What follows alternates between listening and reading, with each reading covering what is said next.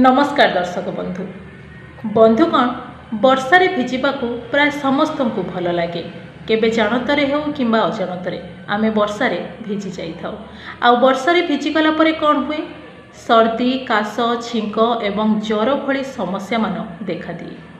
आज मु आपनकु कहिबी कि जदि आपण वर्षारे भिजी जाइछंती आउ आपणक ठारे सर्दी काश छींक एवं ज्वर भली समस्या मान देखा देउछि तो आपण की होमियोपैथिक मेडिसिन व्यवहार करि परिबे। आउ एही मेडिसिन जदि आपण पूर्वरु यूज करिवे तेबे सर्दी काश छींक एवं ज्वरठु निजकु दूरे रखि परिबे। मो डॉक्टर श्रीमा आपण मानकु स्वागत करुछि मो चैनल को। तेबे चलंतु आरंभ करिबा। बंधुगण एबे भारतर प्राय स्थान रे वर्षा हेउछि, केउठी अल्प तो केउठी अधिका। भारतर लोक माने अधिकांश समय वर्षा दिनर सम्मुखीन हुअंती, से लघुचाप जनित वर्षा हेउ किंबा मौसुमी जनित। आपण मानक मध्यरे अनेकंकु वर्षारे भिजिबाकू भल लागुथिबो। आमे ऑफिस गला बेले हेउ किंबा पिला माने स्कूल गला बेले हेउ वर्षारे भिजी जांती। केबे केबे कामरे बाहरकू गला बेले हेउ किंबा मार्केट गला बेले हेउ आमे वर्षारे भिजी जाऊ। साधारणतः छोट पिला मानकू वर्षारे भिजिबाकू बेसी भल लागे। आमे भी केबे ना केबे पिला बेले वर्षारे भिजी थिबा, जहा फଳରେ आम पेरेंट्स माने हैरान होंती। आउ जदि आपण निजे पेरेंट्स आउ आपणक पिला माने वर्षारे भिजुथिबे तेबे सेमानक ठारे सर्दी काश छींक एवं ज्वर भली समस्या मान देखा देउथुबो। ए सब समस्या बहुत साधारण समस्या। तेबे चलंतु सर्वप्रथमे सही सब मेडिसिन बाबद रे जानि नेबा जहार यूज परे आपण वर्षारे भिजी परिबे, वर्षार आनंद नै परिबे एवं जदि बाहर को जिबा अर्जेंट थाए तेबे आपण जाई परिबे। तेबे बंधुगण वर्षा दिन जनित समस्या बा वर्षारे भिजिबा परे हेउतबा सर्दी काश छींक एवं ज्वररु रक्षा पाइबा पई होमियोपैथिक रो सबुठु इफेक्टिव मेडिसिन हेउछि डलकामारा।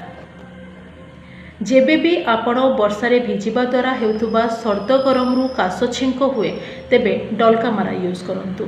ये मेडिसिन आपण को सर्दी हबाकू दिएनी, काश छींक रु रक्षा करे एवं सर्द गरम जनित समस्या रु भी रक्षा करे। डलकामारा आपण 30 CH पोटेंस रे यूज करिवे। देखंतु ये लाइट होची देखा जाउनी, मो एटी पिक्चर लगे दूची आपण भलसे देखि दियंतु। तो डलकामारा आपण 30 CH पोटेंस रे यूज करिवे। 2 ठोपा पीबे, 2 ठोपा डायरेक्ट जीभरे पकेबे। एभली मोर हेइनी मो सेत पई पीबिनी। एभली आपण 2 ठोपा डायरेक्ट जीभरे पकेबे। या परे आपण वर्षारे भिजंतु, वर्षार आनंद नियंतु। आपनको वर्षारे सर्द गरम जनित समस्या देखा देबनी, ना काश ना छींक ना ज्वर कोनोसी समस्या देखा देबनी। डलकामारा बहुत ही इफेक्टिव मेडिसिन एही समस्या पई होमियोपैथिक रो। As a preventive medicine dulcamara is the best medicine. साधारणतः पिला मानकू एही मेडिसिन निहाती दियंतु, काहेकि ना पिला माने वर्षारे भिजी बाहर खेलिबाकू पसंद करती, जहा फଳରେ सर्द गरम जनित समस्या देखा दिए। गोटे ठोपा डायरेक्ट जीभरे दियंतु, जहा फଳରେ वर्षा दिन रे सर्द गरम जनित समस्या रु पिला माने रक्षा पाई परिबे। एबे चलंतु जानिबा जदि सर्दी काश छींक ज्वर हे जाइछि तो की मेडिसिन यूज करिवे। नो डाउट डलकामारा ही यूज करिवे। 2 ठोपा सकाळे दिपहरे रातिरे माने 3 थर दियंतु। आउ जदि छोट पिला तेबे गोटे ठोपा सकाळे दिपहरे रातिरे दियंतु। बहुत ही इफेक्टिव मेडिसिन। एथिरे सर्दी काश छींक एवं ज्वर बहुत जल्दी ठीक हो जाए, ताहा जदि वर्षा दिन जनित समस्या होई थाए किंबा वर्षारे भिजिबा कारणरु होई थाए। Second medicine हेउछि एकोनाइट।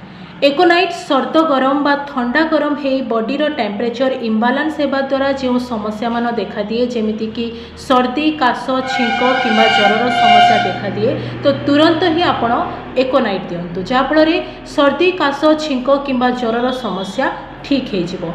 एकोनाइट आपण 30 CH पोटेंस रे यूज करंतु।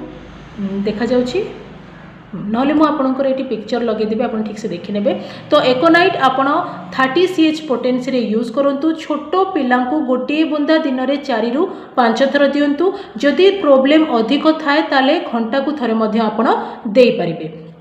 डायरेक्ट जीभरे देबे, एमती डायरेक्ट जीभरे गोटे बुंदा देबे आ घंटा को थरे आपण रिपीट करेंगे। जदि मॉर्निंग रु देबा स्टार्ट करेंगे तो इवनिंग पर्यंत प्रोब्लेम ठीक हो। जदि पिलार सर्दी प्रबल हो जाइछि नाक सरसर करुछि तो सही समय देबा स्टार्ट करंतु जहाँफल कि सर्दी इवनिंग सुधा संपूर्ण भाव में ठीक हो जाइथिबो। आ ज्वर काश पर्यंत समस्या रहिबो नाही कि ज्वर काश पर्यंत कथा जीव नाही। आ जदि बड़ लोक को हेछि तो गोटे बुंदा जगह 2 बुंदा यूज करंतु एकोनाइट 30 CH पोटेंसी रे।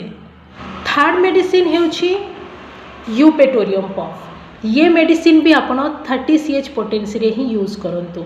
यूपेटोरियम पफ ज्वर पाई बहुत इफेक्टिव मेडिसिन, सर्द गरम पाई भी बहुत ही इफेक्टिव मेडिसिन, खास करी वर्षा दिन रे हेउथबा वायरल इन्फेक्शन पाई बहुत ही इफेक्टिव मेडिसिन। तेबे यूपेटोरियम पफ सर्द गरम वायरल इन्फेक्शन आउ ज्वर पाई बहुत ही इफेक्टिव मेडिसिन। मु आपको खोलिकी देखिए दोछि। यहाँ मो पाखे छोट फाइल अच्छी आपण यार 100 ml फाइल भी आपण नहीं पारिबे। देखंतु मु पिक्चर भी लगेदेवी आपण देखिबे। ठीक अच्छे छोट पिला आपण गोटे बुंदा दिन में 4 ରୁ 5 थर दिंतु। आ जदि ज्वर अधिक अच्छी ताहले घंटा को थरे मध्य आपण रिपीट करें। मॉर्निंग रु जदि देबा स्टार्ट करेंगे तो इवनिंग पर्यंत ज्वर ठीक हो जाइथिबो। तापर दिन ठू गोटे बुंदा दिन में 4 ରୁ 5 थर दिंतु। 3 दिन में प्रोब्लेम संपूर्ण ठीक हो। जदि बड़ लोक तो गोटे बुंदा जगार 2 बुंदा यूज करंतु। यूपेटोरियम पफ बहुत ही इफेक्टिव मेडिसिन, खास करी सर्दी एवं ज्वर पाई। लास्ट मेडिसिन हेउछि एलियम सेपा। बहुत सर्दी हो जाइछि, नाकरू अनवरत बहुछि तो एलियम सेपा बहुत ही इफेक्टिव मेडिसिन। गोटे बुंदा दिन में 3 थर दिंतु। संध्या पर्यंत पिलार नाकरू बहिबा बंद हो जिवो। आउ जदि बड़ लोक को देबे तो 2 बुंदा यूज करंतु एलियम सेपा 30। जदि काहाकू ज्वर अच्छी आउ सर्दी भी अच्छी तो आपण डलकामारा 30, एकोनाइट 30, यूपेटोरियम पफ 30 एवं एलियम सेपा 30 को समान भाग में मिसई दिंतु एवं गोटे बुंदा प्रति घंटारे थरे पिला दिंतु एवं 2 बुंदा बड़ लोक को दिंतु। बहुत ही इफेक्टिव कॉम्बिनेशन, यहाँ बहुत बढ़िया रिजल्ट यार। आ प्रोब्लेम जदि वर्षा दिन जोगु तो निश्चित भाव में ये कॉम्बिनेशन को यूज करी देखंतु। जदि काहाकू ज्वर भी अच्छी, सर्दी भी अच्छी एवं ता सहित काश भी होछि तो ये कॉम्बिनेशन दिंतु। जो मेडिसिन रो कॉम्बिनेशन मु आपन को कहली एवं ता सहित विजिल मिक्सचर रो कफ सिरप दिंतु। ये कफ सिरप बहुत ही इफेक्टिव कफ सिरप, छोट पिलांको पाई भी एवं बड़ लोकों पाई भी।